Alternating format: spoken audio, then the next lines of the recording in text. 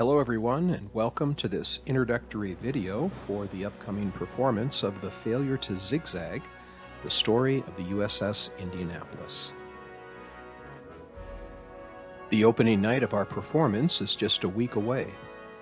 The 19 members of the cast and the directing crew from Carmel Community Players are very excited to share this harrowing and inspiring story with you. I thought it might be helpful to give you all some background on the story to help you better understand and appreciate the performance. The USS Indianapolis, commissioned in 1932, was a heavy cruiser active in the Pacific Theater during World War II. Named for the city of Indianapolis, Indiana, the ship was used extensively in support of military operations. The happy crew of the Indy was made up of 1,196 men who came from different parts of the United States to form a cohesive team. Through the fictional characters of the play, you will meet many of the sailors who were proud to serve on the Indy and who loved and supported their beloved captain. During the early part of the play, you will see flashbacks of these fictional characters interacting with each other on the ship before and during its sinking. The ship's crew also included a Marine Corps detachment of 39 men. You will meet one of these fictional Marines during the play. He will be the only one wearing a Marine Corps uniform. The commanding officer of the ship was Captain Charles B. McVay III. He was born into a proud lineage of naval service. His father had been a rear admiral in the Navy, and Charles followed in that service. He took command of the Indianapolis in November of 1944. As the ship's captain, McVay was responsible for the ship's operation and the performance and safety of its crew. He was well loved by all the men who served under him. Actor Tim Latimer plays the part of McVay in the play. He does a wonderful job showing both the competency and the compassion of the man who was caught in the center of the tragic sinking of his ship and then held responsible for it. Like many ships, the Indianapolis had suffered its share of tragedy during the war. Following a Japanese aerial bomb attack off the island of Okinawa, 9 crewmen died and were subsequently buried at sea. The tragic mission that ultimately led to the sinking of this ship took place in the middle of July 1945, just weeks before Japan would surrender. The ship left Hunters Point Naval Shipyard in California on July 16th, and after a short stop at Pearl Harbor, proceeded to the island of Tinian to drop off a top-secret cargo. The Indianapolis had proceeded with haste and made record time in arriving at Tinian to drop off her top-secret cargo. Unbeknownst to any of the men on board ship, including Captain McVay, the secret cargo it carried to Tinian was actually parts of the atomic bomb which would later be called Little Boy and would soon be dropped over Hiroshima on August 6th. After a brief stop in Guam, the Indianapolis received orders and proceeded unescorted toward Leyte in the Philippine Islands. Larger ships were often accompanied by destroyer escorts to assist with detecting enemy submarines. McVay had requested such an escort from Guam to Leyte, but he was denied that request by superiors who believed that such an escort was unnecessary. During the play, you will hear McVay appeal in his defense that an escort had been denied him. Lurking under the waters of the Philippine Sea, along the route the Indianapolis would take toward Leyte, was a Japanese submarine, I-58. It was commanded by Machitsura Hashimoto, expertly played by actor Ron Gatanko. On the night of July 30th, 1945, while the Indy was en route to Leyte, the Japanese submarine spotted the Indianapolis by moonlight during a brief break from the cloud cover. She fired 6 torpedoes at the Indianapolis, 2 of which made contact and ripped open the ship, allowing the water to rush into and fill the internal compartments. Within 12 minutes, the Indianapolis was swallowed by the sea. Of the 1,196 men on board her, 300 perished and went down with the ship. About 900 men abandoned ship and made it into the water, many of them badly injured and burned. And there they languished for the next 4 nights and 5 days because of some tragic mistakes by the Navy in dismissing the ship's SOS signals which had been received. You will experience the agony of these men during the play in various flashback scenes as the sailor actors portray being stranded in the water and attempting to survive the horrible ordeal. Most of the men were not able to get their life jackets on before jumping into the water. The men had to endure the sufferings of heat, dehydration, and exhaustion. Many of them died as the days dragged on and as they awaited rescue. And there was another enemy they had to encounter while in the water: sharks. Hundreds of them. Within 24 hours of abandoning ship, hundreds of sharks began to harass and attack the helpless men. Those sharks killed hundreds of them. The survivors' eventual rescue came from an accidental sighting by 2 planes which flew overhead on August 2nd. They dropped equipment to the men and then radioed for ships to be dispatched to begin rescue operations.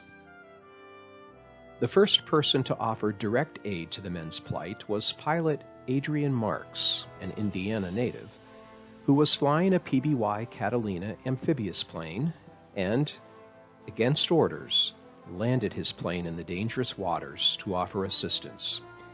He was able to provide rescue for about 56 of the stranded men who clung to the plane while they awaited rescue by ship. Marks was later credited with saving many of the men's lives. Rescue finally came from several ships which steamed to the area, but by that time, almost 5 days after the sinking, the majority of men had already perished. Of the almost 900 men who had made it into the water, only 317 had survived, making this the worst sea disaster in U.S. Navy history.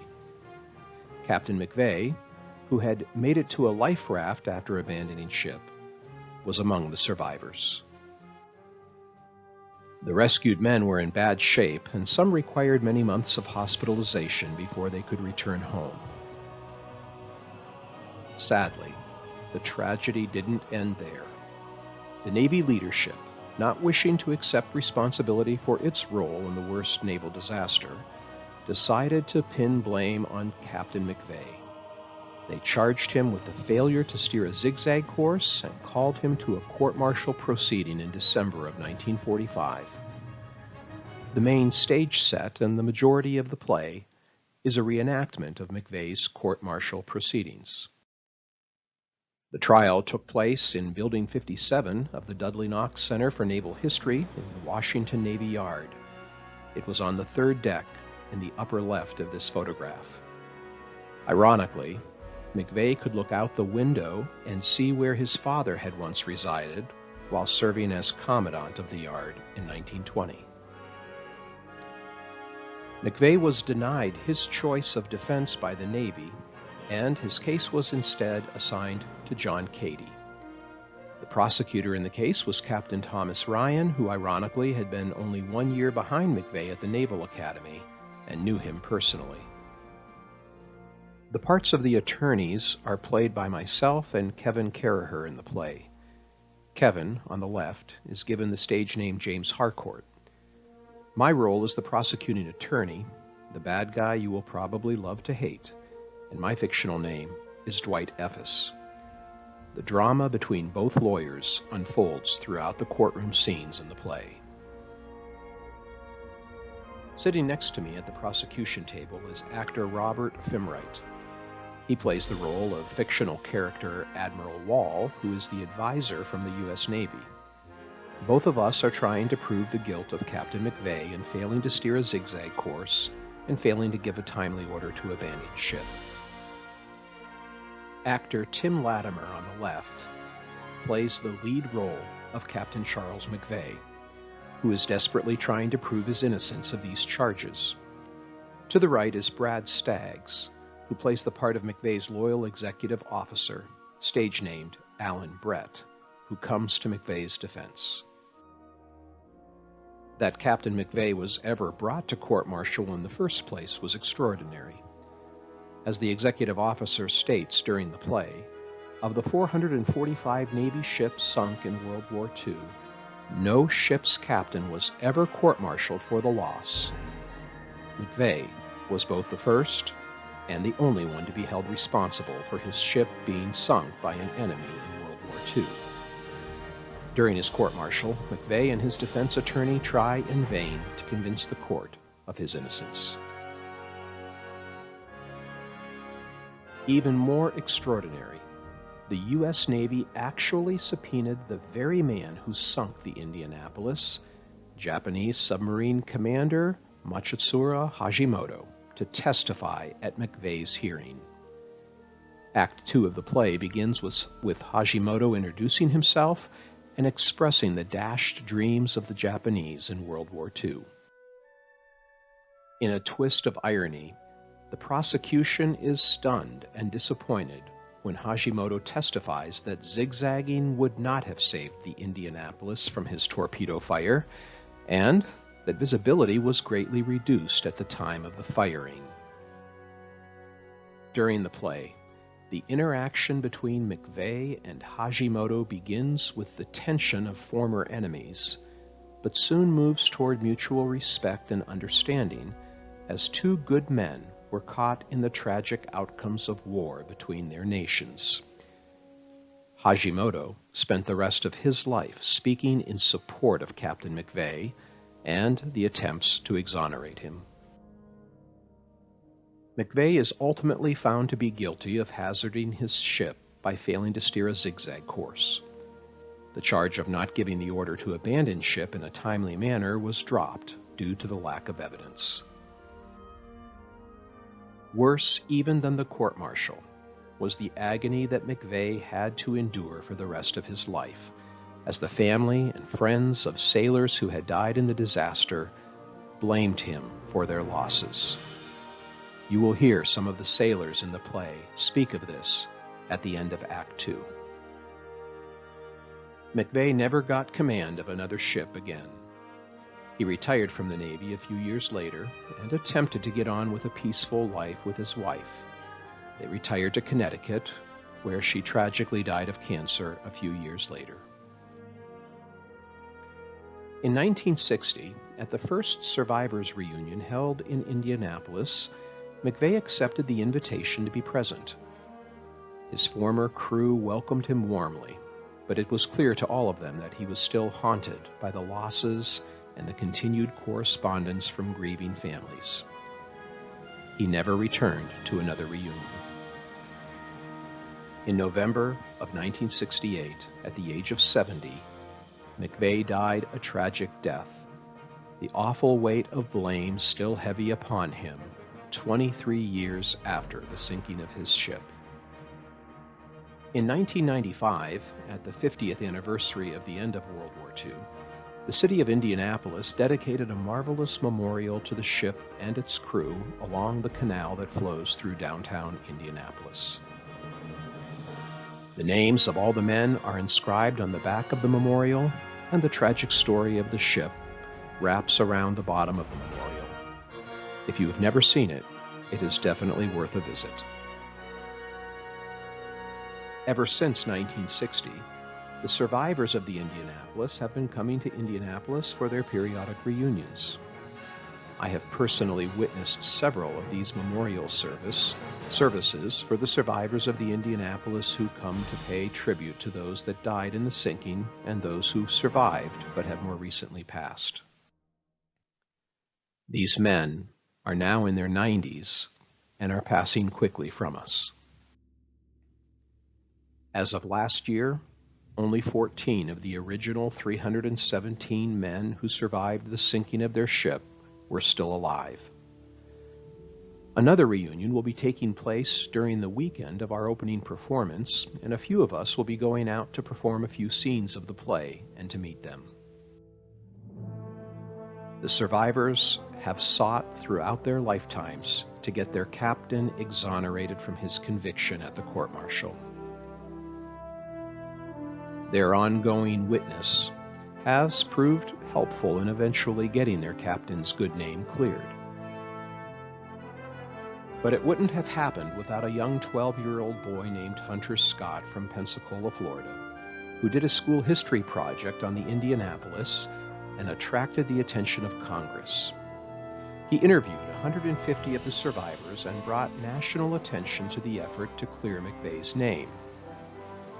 An official inquiry eventually resulted in the Navy and President Clinton officially exonerating Captain McVeigh from any fault or wrongdoing in the year 2000. The correction came 55 years after the sinking and 32 years after the captain's death. Hunter grew up to become a Navy officer himself and stayed in close touch with many of the Indianapolis survivors. A more recent development in the saga came just 2 years ago when billionaire Paul Allen's search crew discovered the location of the sunken Indianapolis 3 miles down in the Philippine Sea. She remains there today, 74 years after her sinking. There are many great books about the story of the Indianapolis. One of my favorites is author Doug Stanton's recounting in his book, In Harm's Way.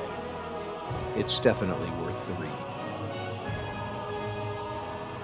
I join the rest of the amazing cast and directors in inviting you to see this play for yourself and experience the tragedy, hope, and perseverance of those whose lives were forever changed by the sinking of the USS Indianapolis.